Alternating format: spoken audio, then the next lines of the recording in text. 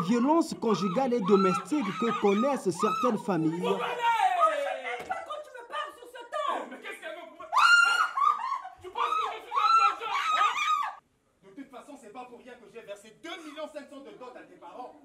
Pour que je puisse passer tous les jours à table au rythme de tes entretiens. Cette pièce de théâtre inspirée de la réalité congolaise les illustre bien. Je crois que ce soit des coups de Si tu oses encore me porter main, je saisis immédiatement le procureur de la République pour violence domestique. Je ne me laisserai pas faire.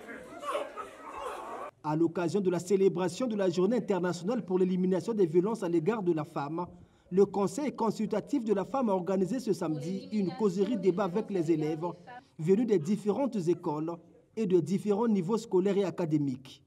Le secrétariat exécutif permanent du Conseil consultatif de la femme a jugé opportun d'organiser ce jour une causerie débat autour d'une pièce de théâtre mettant en scène les violences faites aux femmes, pièce qui sera suivie d'une campagne de sensibilisation dans le cadre des 16 jours d'activisme, dans la perspective de toucher le plus grand public par des spots télévisés, relayés également sur les réseaux sociaux. L'objectif pour Antoinette Kebi est aussi de promouvoir auprès de la jeunesse congolaise les différentes lois en matière de protection des droits de la femme et de la jeune fille. Les femmes bénéficient d'un cadre juridique qui devrait les préserver de toutes sortes de violences. Ainsi, on peut citer entre autres textes la loi 073-84 du 17 octobre 1984 portant code de la famille. Nous avons aussi la loi Mouebara numéro 19-2022 du 4 mai 2022 portant lutte contre les violences faites aux femmes. C'est donc un arsenal juridique important dont dispose le Congo, susceptible d'éliminer les violences faites à la femme. Cependant, ces textes qui protègent la femme contre toute forme de sévices sont souvent confrontés à la réalité de terrain. Malgré nos droits, est-ce que la femme a tout au moins l'obligation de manquer du respect à son mari suite à ces droits qu'on stipule dans la loi Mouebara?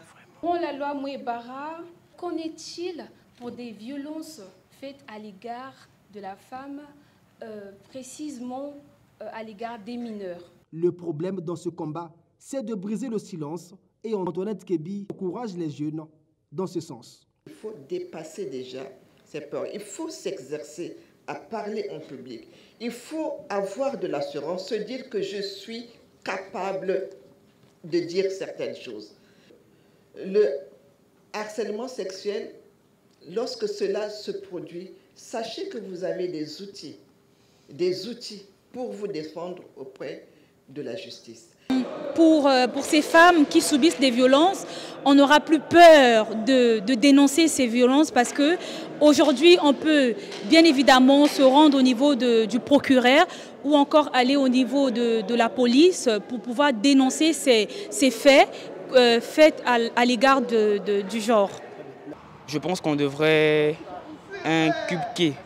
Je pense qu'on devient inculquer ces valeurs-là aux enfants dès le bas âge, dès la classe de primaire si possible, insérer une partie de la loi ou des articles fondamentaux qui interdisent les violences vis-à-vis des femmes dès les classes de primaire pour que les enfants grandissent avec cette notion-là, premièrement. Et deuxièmement, je pense qu'on devrait rendre justice à une vue que aux yeux de tout le monde.